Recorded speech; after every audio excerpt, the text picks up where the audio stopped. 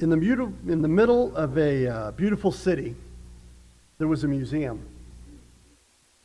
The floor of the museum was laid in marble tile, and right in the center of the main display room, there was a huge, beautiful marble statue. People from all over the world visited the museum every day and admired the beautifully crafted statue. One night, after everyone had left, one of the marble tiles on the floor started talking to the marble statue. And the tile said, "Hey, statue, we're originally from the same town. We were picked up from exactly the same mine. We rode on the same truck. We're delivered to the very same sculptor. Why do people from all over the world come all the way here just to step on me while they admire and praise you so much?" Tile said, "This is completely unfair." The marble statue replied, my dear friend Tile, do you remember how both of us sat side by side in the sculpture's workshop in our original form as marble blocks? And do you recollect how the sculptor chose to work on you first? He started using his tools on you, striving to turn you into a masterpiece. But you resisted, and you just fell apart. And the tile said, "Of course, I remember that. I hate that guy. Those sharp tools, how could he use that on me? It hurt." The marble statue continued, "That's right, when you couldn't take the pain of his tools, you decided to give up. And when you gave up, you started to crumble. And he decided that he's going to give up on you, and he started working on me.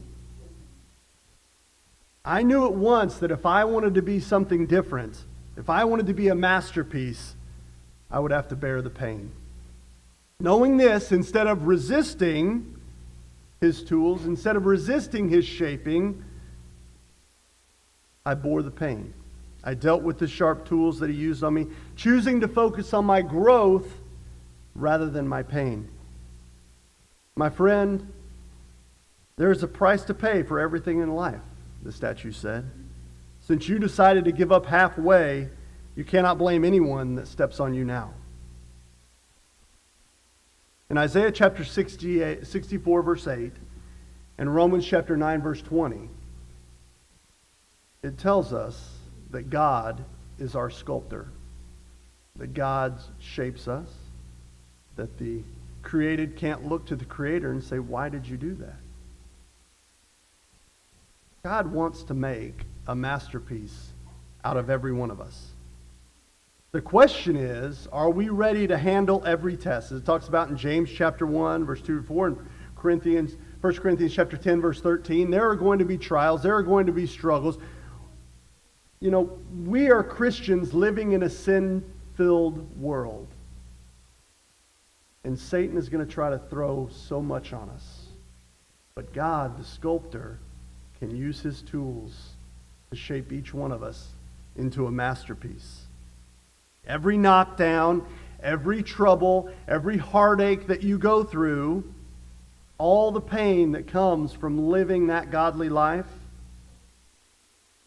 God's taking that and molding you into his masterpiece. Do we deal with that? Do we accept what God's doing, the growth that God is giving us in our life? Or do we grumble and complain and don't look at what God is doing for us? And do we become that tile that just gets stepped on?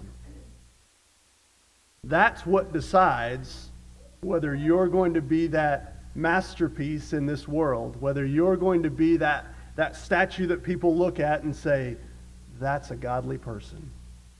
That's someone that puts God in their life." Or you're going to be that tile, just like everyone else, that gets walked on. We each have an opportunity. 1 Corinthians chapter 11, verse 1, we each have an opportunity to be a role model for all those around us that God can sculpt and use. I tell the kids down in my class all the time, there are 7 billion people on this planet. God chose to put you, and you can put your name here. God chose, and I know why, but God chose to put Avis Watson on this planet. God doesn't make mistakes. God doesn't have an accident. You just don't happen to be here. God put you on this earth at this time for a reason, to be a masterpiece, and you can do it. The difference between the winner and the loser is simply that the winner got up one more time than he got knocked down. It's Wednesday. I know it's tough in the week. We get beat down all the time. But God, that sculptor, the one that's building us, says if you get up just one more time, then you get knocked down. You can live eternally with me. 2 Corinthians chapter 4, verse 8 and 9. I'll leave it with this. We are troubled on every side, yet not distressed. We are perplexed, but not in despair. Persecuted, but not forsaken. Cast down, but not destroyed. Let God bring you through whatever you're dealing with now and become that masterpiece that He wants you to be.